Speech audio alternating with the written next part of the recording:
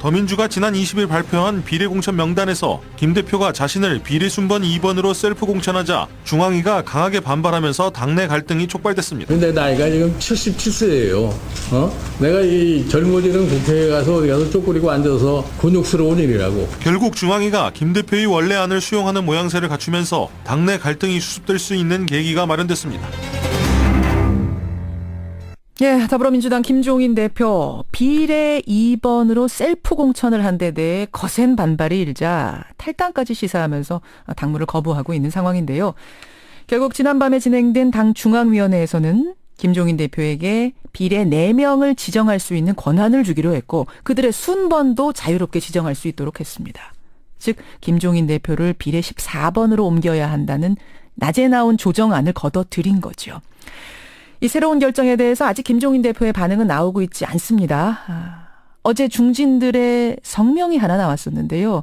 김종인 대표가 마련한 비례대표제의 전면 재검토를 요구하는 성명을 주도했던 분, 원혜영 의원을 만나보죠. 원 의원님 안녕하십니까? 안녕하세요. 원혜영입니다. 하루 사이에 너무 많은 일이 일어나서요. 일단은 좀 지금까지 상황에 대한 정리가 필요할 것 같습니다. 그러니까 김종인 대표가 4명의 비례대표를 임의로 지정할 수 있다는 얘기는 그 안에 본인을 넣어도 된다 이런 의미인 거죠? 그렇습니다. 그렇죠. 이들의 순번도 15번 안에 어디든지 지정할 수 있다. 이것도 맞습니까? 네, 그렇습니다. 예. 그럼 김 대표가 원래 지정했던 본인 2번 이것도 지정해도 된다는 얘기네요. 그거는 그렇게 다 위임이 된 거니까요. 그렇죠. 다만 2번을 하실지 아니면 좀 후순위 10번대로 갈지 그런 거는 아마 여러 가지 전략적 또 정무적 고려를 하실 것 같습니다. 본인이 마음대로 골라라 했는데 김종인 대표가 다시 2번을 걷어들이고 다른 걸 선택할 가능성도 있다고 보세요? 네, 그거는 아마 종합적인 판단에 따라서 결정될 겁니다. 조금 여기서 좀 짚고 가죠. 원혜영 의원께서는 2번 아니고 이제 2번을 해도 된다라고 수용을 했으니까 중앙위가 김종인 대표께서 다른 번호를 택하시는 게 옳다고 보십니까? 저는 김종인 대표를 우리가 모셔왔을 때 예.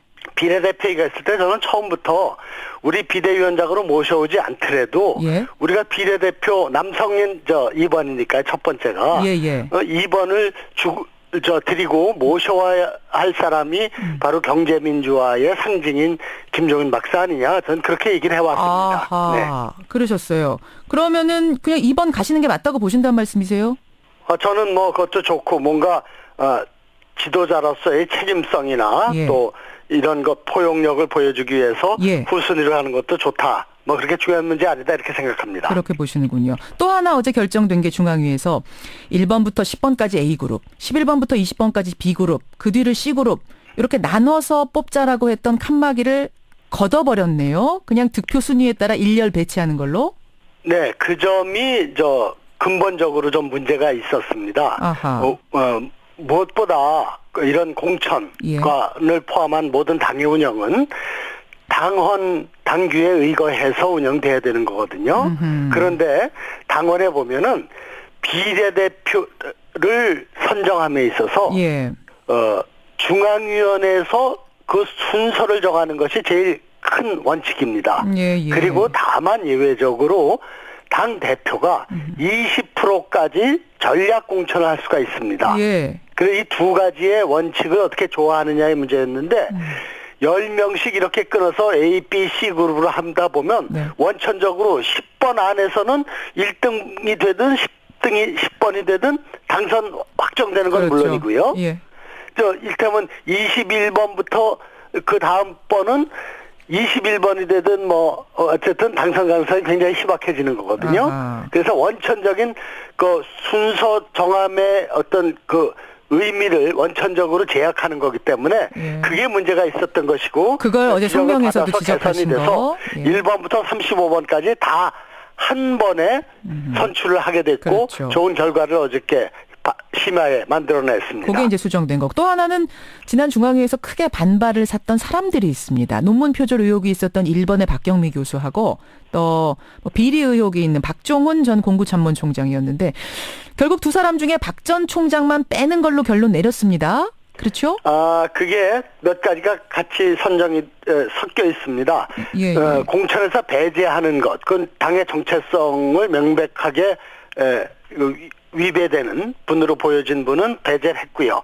또 다른 분들은 이 선거를 통해서 선택되지 못함으로써 자연적으로 탈락하게 된 경우가 또 발생을 했습니다. 그리고 또 그중에 일부는 비례대표 전략공천이 예. 됐는데요. 예. 특히 말씀을 하셨으니까 박경미 교수 같은 분은 제자 논문 표절 의혹이 불거졌지만 예.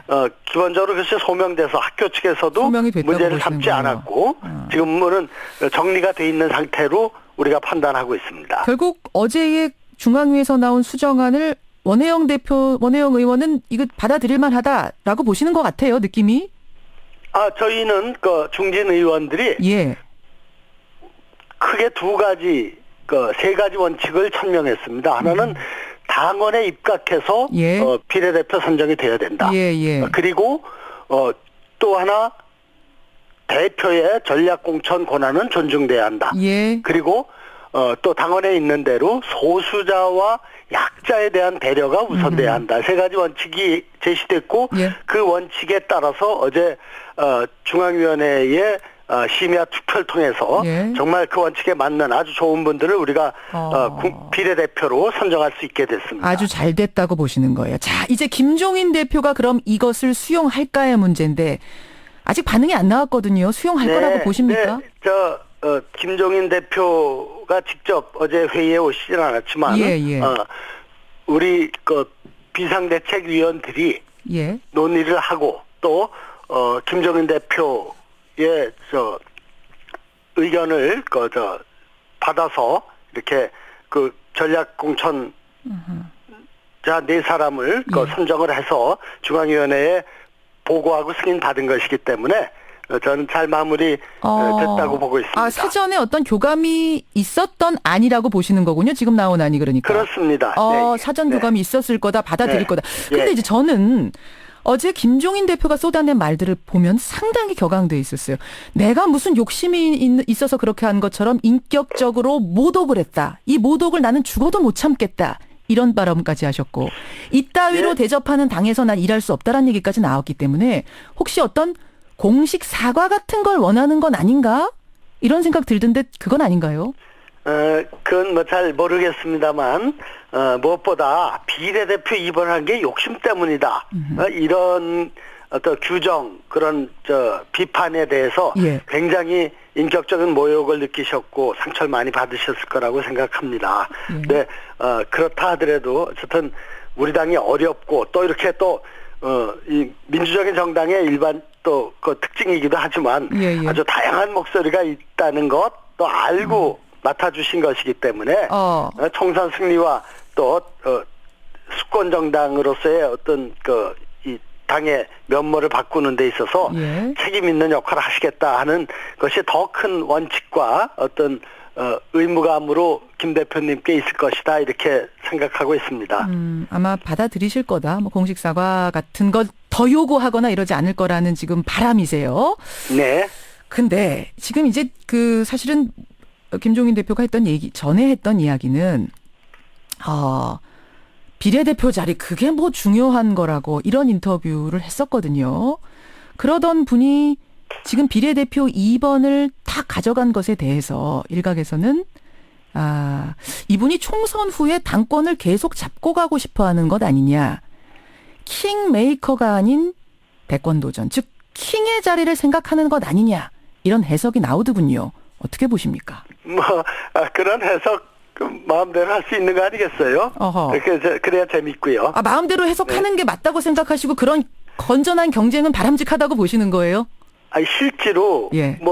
대권 후보가 정해진 분이 없지 않습니까? 예. 그리고 이런 과정, 당의 위기를 훌륭하게 수습해 나감으로써 보인 리더십이 평가받을 수 있는 거고요. 네.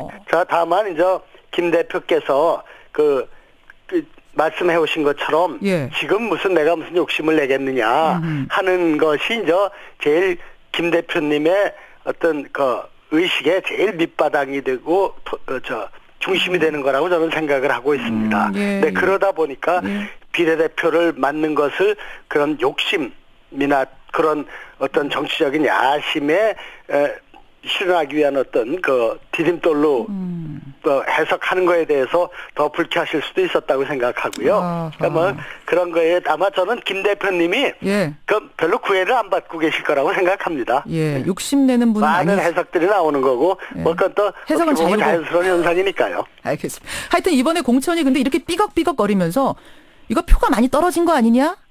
당 지지자들은 이런 얘기 하더군요. 어떻게 생각하세요? 근데 얼마나 좋게 정말 집단 지성이 작용해서 예. 좋은 마무리를 했습니다. 이번에 우리가 밤늦게 고생들 했지만 예. 비례대표로 국민 앞에 정말 당당하게 제시할 수 있는 분들이 일테면 빚에 몰린 서민들의 파산, 예. 빚 정리를 도와주는 알겠습니다. 일을 쭉 해왔던 재윤경 씨라든가 예. 농민으로서 손발이 부르트게 일하면서 실제로 농민을 위한 생생한 정책이 정치권에서 알겠습니다. 나오지 않는 좋은 거에 대한 후보들을. 안타까움을 토로했던 일선 농민 대표 예. 또 뭐 잘 아시는 촌철살인의 이철희 소장 이런 분들이 후보로 됐기 때문에 예. 국민들은 이걸 보고 100%는 아니래도 그래도 80-90%의 긍정적인 평가를 하실 거라고 기대하고 있습니다. 여기까지 말씀 듣죠. 원혜영 의원님 고맙습니다. 고맙습니다.